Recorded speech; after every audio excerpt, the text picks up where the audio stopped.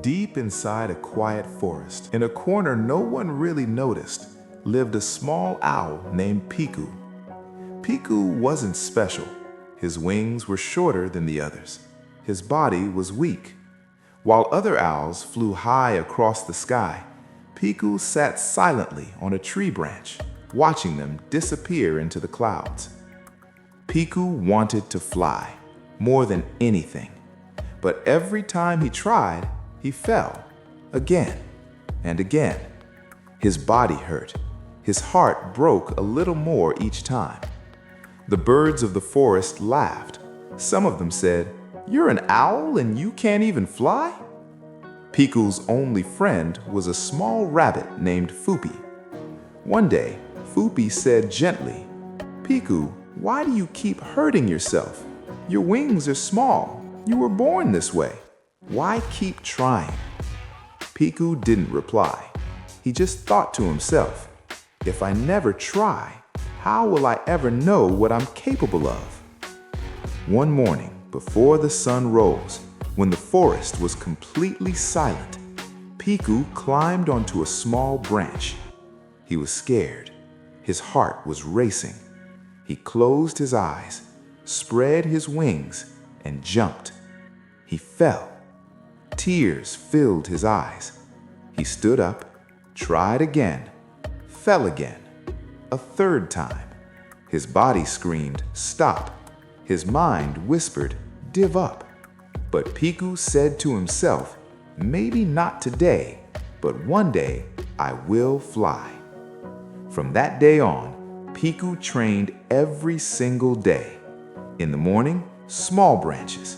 In the afternoon, higher ones. In the evening, jumping from one branch to another.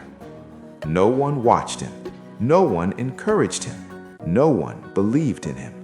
But Piku didn't stop because he understood something important. Sometimes, believing in yourself is the only support you'll ever have. One day, a powerful storm hit the forest. The wind howled. Trees shook violently. All the birds hid to stay safe.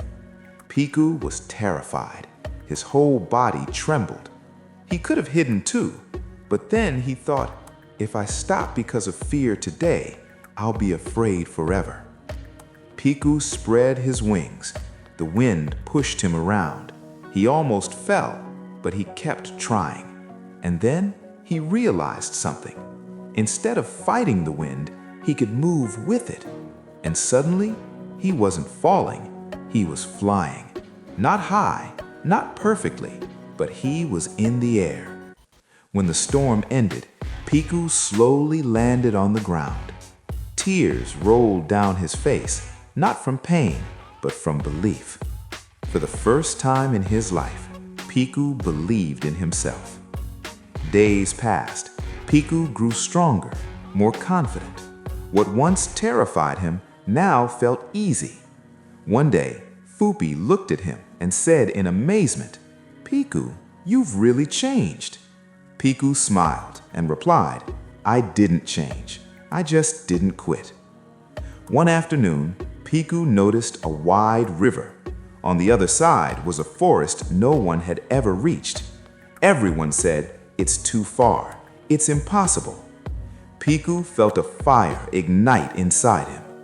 When everyone says impossible, he thought, that's when it's worth trying. He took off. Halfway across the river, his wings burned. His body felt weak. Below him, only water. He felt like giving up. Then he remembered the first fall, the laughter, the pain, the promise he made to himself. With his last strength, he flapped his wings, and then he reached the other side. Piku stood there, silent. He had done it. Later, Piku began teaching others. Young birds would ask, "Do you really think we can do it too?" Piku would smile and say, "Yes, as long as you don't stop." Piku was no longer just an owl. He became proof. Proof that being small is not a weakness, that being weak is not the end, that your beginning, never decides your ending. So if today you feel small, if today someone underestimates you, if today you think, I can't do this, remember Piku. Because one day, this story will become your story.